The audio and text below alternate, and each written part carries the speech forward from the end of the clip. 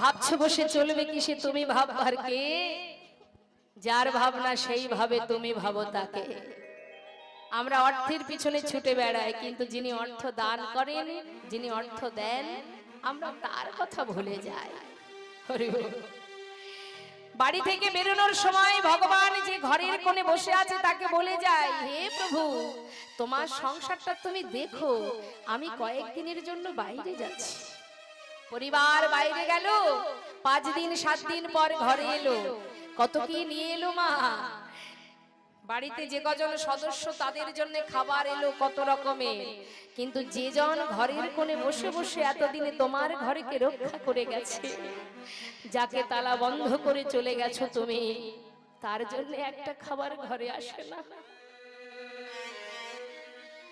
যিনি অর্থ দান করেন তার কথা ভুলে যায়, অর্থের পিছনে ছুটতে থাকি আমরা। প্রভু বললেন, আহা গোয়ালা, অর্থের পিছনে ছুটতে ছুটতে জীবনের কৃষ্ণ ভজনের মূল্যবান সময়টুকু তো ফুরিয়ে যেতে বসেছে, আর তো বেশি সময় নেই। যাও, আশীর্বাদ দিলাম, ঘরে গিয়ে যতটুকু সময় আছে কৃষ্ণ ভজন করো, নাম করো, ভালোবাসো তাকে। এটাই আমাদের সমস্যা মা। অনিত্য বস্তুকে নিয়ে দিন কাটিয়ে সময় আমাদের ফুরিয়ে যায়। সময় গেলে আর পাবে না। লালন ফকির একটা গান গেয়েছেন না মা, সময় গেলে সাধন হবে না। যা করতে হবে সময় থাকতে করো, সময় চলে গেলে আর পাবে না। আবারও 84 লক্ষ জনি ভ্রমণ করতে হবে এই সুন্দর মানব দেহটা পাওয়ার জন্য। তাই আজ দেখুন, গৌরহরি গোয়ালাকে আশীর্বাদ করে বিদায় দিয়ে ভক্তগণকে নিয়ে এসে পৌঁছালেন কোথায়? এসে পৌঁছালেন নানা গ্রামে ঘুরি গড়া আইলা পূর্বস্থলে। ওই নানা ঘুরে ঘোরা আইলা পূর্বস্থলে। ভক্তগণে সবে মিলে হরি হরি বলে, ভক্তগণে সবে মিলে হরি হরি বলে। আনন্দ আর ধরে না রে, নানাই আনন্দ আর ধরে না রে, মুখে হরি হরি বলে আনন্দ আর ধরে না রে। হরি বলে দুটি বাহু তুলে, হরি বলে দুটি বাহু তুলে, ওই না আনন্দ আর ধরে না রে। ভক্তগণে সবে মিলে হরি হরি বলে।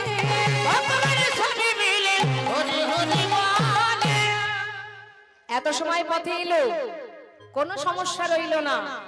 হঠাৎ পূর্বস্থলিতে এসে গৌরহরি ডাকছে কাকে? ওই যে গোবিন্দ ঘোষ। ও গোবিন্দ, শোনো শোনো, এটা কোথায় বলো তো? পূর্বস্থলী। কি গো মা, আমরা কোথায় এসেছি? পূর্বস্থলীতে তো? হ্যাঁ। বলছি, ও প্রভু, এটা তো পূর্বস্থলী। বাবা শোনো গোবিন্দ, আর কোথাও যাব না, এখানে সেবার ব্যবস্থা করো। যেই না বলেছে সেবার ব্যবস্থা করো, গোবিন্দ ঘোষ চিন্তা করছে, প্রভু তো শুধু আমাকে বললেন, আর তো কাউকে বললেন না। এত ভক্তের সেবার ব্যবস্থা শুধু আমার ঘাড়ে চাপিয়ে দিল। হ্যাঁ, এত এত ভক্ত, সবার দায়িত্ব শুধু আমার। তুমি তো বলে খালাস, কি করে ব্যবস্থা করবে একটু ভাবছো না প্রভু? চিন্তা করছি, কিন্তু যার ভাবনা তো সেই ভাবে, তাই না? আমরা তো অনেক কিছুই ভাবি, কিন্তু আমাদের ভাবার মালিক আর একজন আছেন। তাই গৌর হরি বল। যতই তুমি ভাবো না কেন, আস্তে আস্তে ভগবান বললেন, জীব কোনো কিছু পাওয়ার আশায় কর্ম করে। যেটা সে মনে ভাবে সেই জন্য সে কর্ম করে। মনে করুন মা, আমরা কি করি? মানুষ কি করে? কোনো কিছু পাবো সেই জন্য ছুটে যায়, সেই জন্য কর্ম করে। আর ভগবান মৃদু মৃদু হাসে আর বলে যে ওরা যেটা মনে করে সেই অনুযায়ী কর্ম করে, কিন্তু আমি যেটা ভাবি ওরা সেটাই পায়। হরি বল। আর যদি কেউ কোনো কিছু আশা না করে সঠিক কর্ম করে, তাহলে আমি সেটাই তাকে দেব যেটা ওর মনের আশা। নেতাই গৌর হরি বল। অর্থাৎ আমি সেটাই দেব যে ও ভাবছে যেটা, আমি সেটাই ওকে দেব। সে যদি কোনো কিছু না ভেবে শুধু কর্মটা সঠিক করতে পারে। আমরা তো পাওয়া ছাড়া আশা ছাড়া কিছু করতে পারি না, পারি? সর্বদাই আমাদের আশা লেগেই আছে, এটা দাও ওটা দাও সেটা দাও, ছেলে দাও মেয়ে দাও সংসার দাও, শুধু দাও প্রভু, দিয়ে যাও সুখে রাখো। তাই তো এই যে এখানে ব্রত করেছেন, তো শিবরাত্রিতে ব্রত করেছেন, হ্যাঁ কি চেয়েছেন ভগবানের কাছে, বাবার কাছে কি চেয়েছেন? বলে তোমাকে বলবো কেন? অনেক কিছু কামনা করেছে, এক একজন এক এক রকমের বর চেয়েছে, তাই তো মহাদেবের কাছে অনেকে অনেক বর কামনা করেছে। তা এটা হচ্ছে আমাদের চাওয়া, কিন্তু একবারও যারা প্রকৃত ভক্ত হয় তারা কি চায়? হে পিতা, হে মহাদেব, হে ভোলেনাথ, তোমার কাছে একটাই কামনা, তুমি কৃপা করে কৃষ্ণ ভক্তি দান করো, যেন গোবিন্দ চরণে মতি থাকে, ভক্তি থাকে, যেন তাকে ভালোবাসতে পারি। এটা ভক্তের চাওয়া, ভক্ত সর্বদাই এটাই কামনা করে। আর আমরা ইহজগতে চতুর্বর্গের ফল কামনা করি, তাই তো মা? নেতাই গৌর হরি বল। দেখি সবাই মিলে একবার দুহাত দুভাও তুলুন তো দেখি, তুলুন। হরি বল হরি বল, নিতাই গৌর হরি বল। সবাই মিলে একসঙ্গে আমরা একটু নাম করব, হরি নাম মহামন্ত্র জপ করব। আমি গাইবো, সুরটা ভালো করে শুনবেন, তারপরে সেই সুরে আপনারা গাইবেন, প্রত্যেকে গাইবেন, তবে উচ্চ স্বরে গাইবেন। এখানে দেবাদিদেব মহাদেব ভোলানাথ আছে, রাধা মাধব আছে, নিতাই গৌর আছে, এমন ভাবে নাম করবেন, মহামন্ত্র জপ করবেন যেন প্রভুর কর্ণে পৌঁছায়। কেমন? সবাই মিলে দুবাহু তুলে হরে কৃষ্ণ হরে কৃষ্ণ কৃষ্ণ কৃষ্ণ হরে হরে, হরে রাম হরে রাম, রাম রাম হরে হরে। বলুন হরে কৃষ্ণ। আরেকটু জোরে।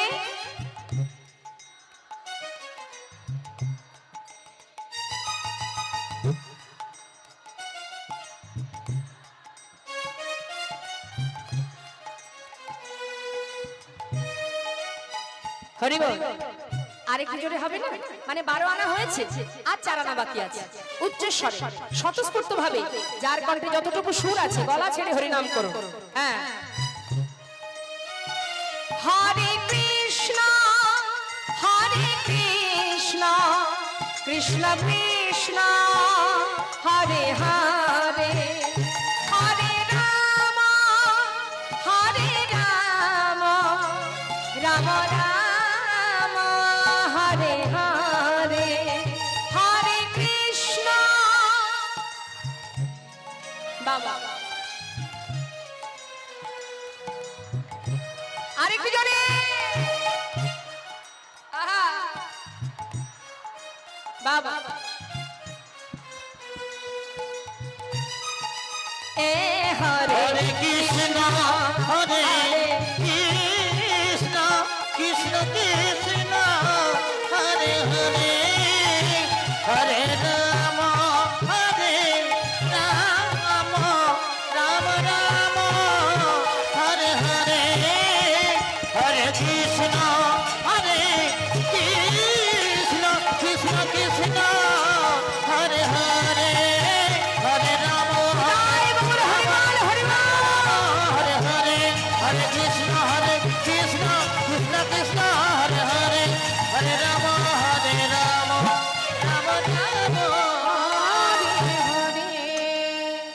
হরির নাম হরে নাম এব কেবলম কল নাস্তেব নাস্তেব গতির অন্যথা। নাম ছাড়া কলিজীবের নাহি আর ধর্ম, সর্বধর্ম সার নামে শাস্ত্রম। যাই করো আর তাই করো, হরি নাম ছাড়া উদ্ধারের আর কোনো রাস্তা নেই মা। হ্যাঁ, হরি নাম ছাড়া গতি নাই, গতি নাই, গতি নাই।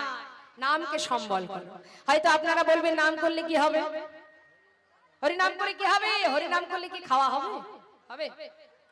অনেকে দেখবেন বলে, হ্যাঁ রে দিদি কীর্তন শুনতে যাবি? না রে সময় নেই, কীর্তন শুনলে তো আর পেট ভরবে না, অনেকে বলে, তাই না?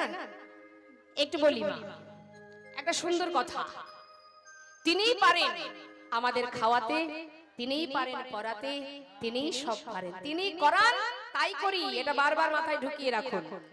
তিনি দিচ্ছেন তাই পাচ্ছি, তিনি যখন দেবেন না তখন আর পাবো না। তোমার কোনো ক্ষমতা নেই কিছু করার। কে তুমি? তোমার কোনো ক্ষমতা নেই। তাই দেখুন একটা সুন্দর দৃষ্টান্ত দিই মা। আস্তে। একজন সাধু বাবা তিনি অযোধ্যায় গেছে। অযোধ্যায় গিয়ে প্রভুকে দর্শন করবে, একটু চারিদিকে দর্শন করবে, ঘুরবে ফিরবে। এক সপ্তাহের জন্য একটা ঘর ভাড়া নিয়েছে। মন দিয়ে শুনবেন। জয়নিকা একটু ডেকে দিন তো ওখানে, ওই যে ওই মায়েদের। কি হয়েছে? এত কথা কেন? কিছু বলছি না বলে যে যার মতন গল্প করে গেলে হবে? ওই মাকে একটু ডেকে দিন, ওই যে চশমা পরা, ডেকে দিন, ডেকে দিন। হরে কৃষ্ণ, ওইদিকেই আছে, ডেকে দিন, ডেকে দিন, ডেকে দিন। এই যে আমি ডাকছি, আমি আমি আমি আমি আমি আমি কি ওইদিকে কি কিছু আছে ওদিকে? আমার দিকে ঘুরে বসো। কেন, আমাকে দেখতে খারাপ নাকি? তাহলে মুখ ঘুরিয়ে আছে যে? শুনুন একটা ভালো কথা বলি, আমার দিকে তাকা। একজন নাস্তিক ব্যক্তি, এক সাধু, তিনি যে ঘরে 7 দিনের জন্য ভাড়া নিয়েছেন সেই ঘরে আরো একজন ব্যক্তি আছেন, তিনি হচ্ছেন অসাধু, যিনি ভগবানকে ভালোবাসেন না, নাস্তিক, নাস্তিক, পাষণ্ড। এখন হয়েছে কি বাবা, একজন সাধু আর একজন পাষণ্ড, দুজনের মধ্যে কোনো কিছুতে কি মিল হবে? চলতে ফিরতে খেতে ঘুমাতে কোনোটাতেই মিল নেই। হ্যাঁ, এখন মনে করুন সে সকাল 10টায় ঘুম থেকে ওঠে, তিনি আবার একটু অর্থ আছে, টাকা পয়সা আছে, মানে ইহু জগতে টাকা পয়সায় তিনি ধনী, অর্থের ধনে ধনী। আর যিনি সাধু তিনি হচ্ছেন হরি নামের ধনে ধনী, কৃষ্ণ ধনে ধনী। এখন হয়েছে সেই যে নাস্তিক ব্যক্তি, সে সকাল 10টায় ঘুম থেকে ওঠা অভ্যাস, হ্যাঁ, আর সাধু ভোর 4টায় উঠে করতাল বাজিয়ে হরি নাম করে। এখন সাধু যখন করতাল বাজিয়ে হরি নাম করে, ওই যে নাস্তিক ব্যক্তি তার ঘুমের ডিস্টার্ব হয়, খুব অসুবিধা হয়। আরে এই সাধুটা করেটা কি? প্রতিদিন করতাল বাজিয়ে ঝাঁঝ বাজিয়ে হরি নাম করে, আর আমার ঠিকঠাক ঘুমটা হয় না। হ্যাঁ, একদিন সহ্য করতে না পেরে বলে উঠলেন,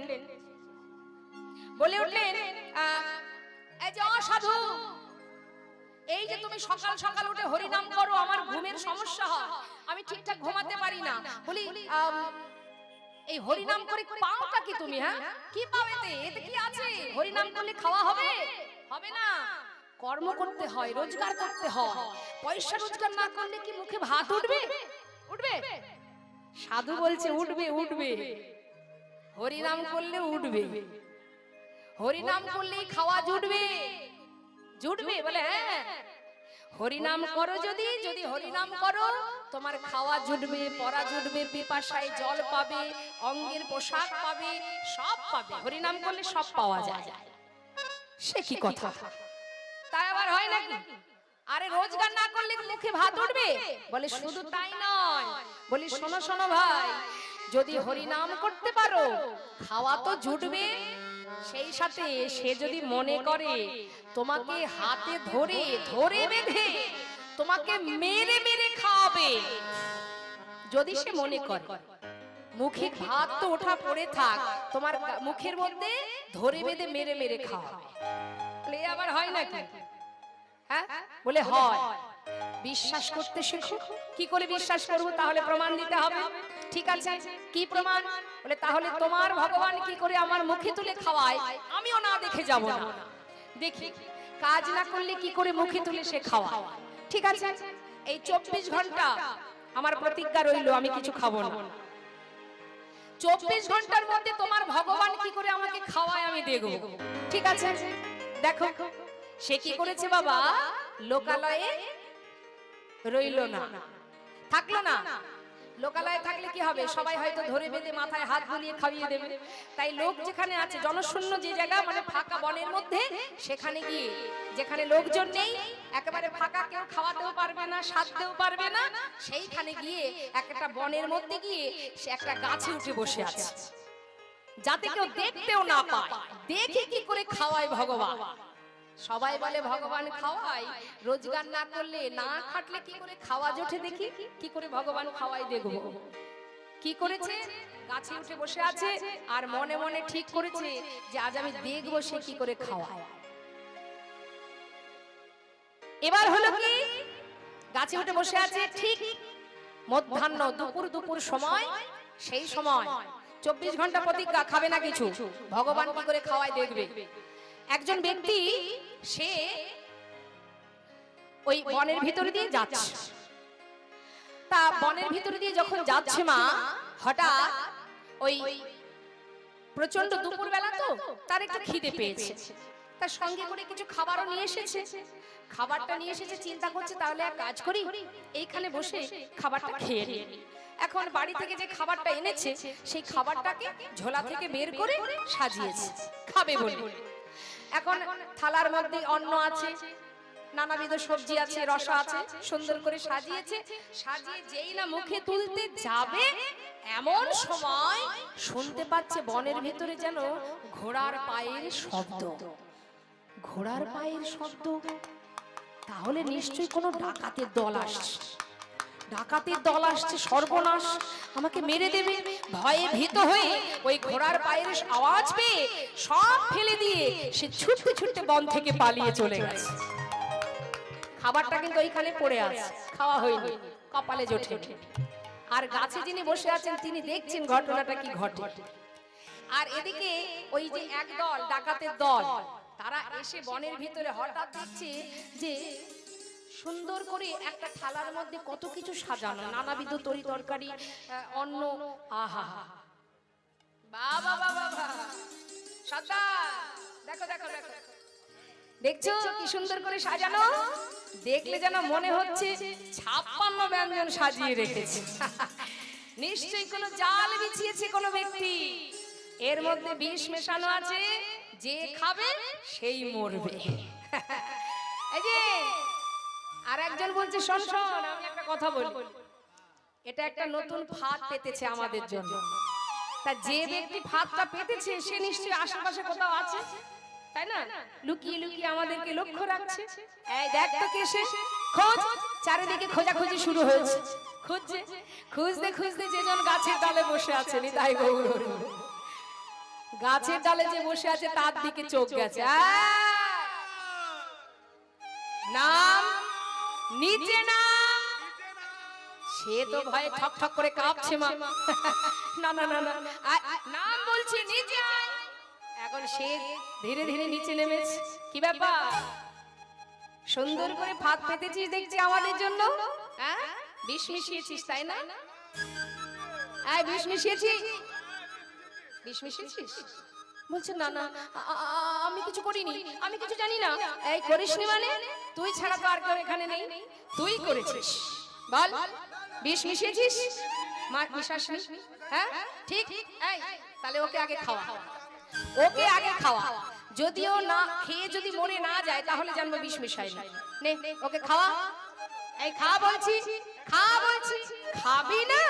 হাত ধরেছে একজন, মারছে একজন, আর মুখের মধ্যে দিয়ে দিচ্ছে আর একজন। তাই গৌর হরি বল, হরি বল। অবশেষে সেই ব্যক্তি প্রভুর চরণ শরণ নিয়েছিলেন। আর ওই যে সাধু শুধু প্রভুকে একটা কথাই জানিয়েছিলেন, দয়াময়, আমার মান থাকুক বা না থাকুক তাতে কোনো দুঃখ নেই, কিন্তু যে পাষণ্ড এখনো তোমায় চিনতে পারেনি, যে ভুল পথে চলে যাচ্ছে, তাকে তুমি সঠিক পথ দেখাও, ওকে তুমি মুক্তি দাও, ওকে উদ্ধার করো, তোমার চরণে ঠাঁই দাও। নিতাই গৌর হরি বল, হরি বল। তাই মাগো, বিশ্বাস ভরসা তাকে করতে হবে যিনি আমাদেরকে চালনা করছেন, যিনি আমাদের নাচাচ্ছেন, আমরা নাচছি। ভাববেন না আপনি মালিক, মালিক সেজন, যার সৃষ্টি এই জড় জগৎ, জীব জগৎ, তারই সৃষ্টি। তুমি যদি মনে করো আমি মালিক, তাহলেই ভুল হবে। তুমি শুধুমাত্র ম্যানেজার, অর্থাৎ দেখভাল করছো, দায়িত্ব পালন করছো। তুমি মালিক নও, মালিক সে যিনি সৃষ্টি করেছেন এই ধরা।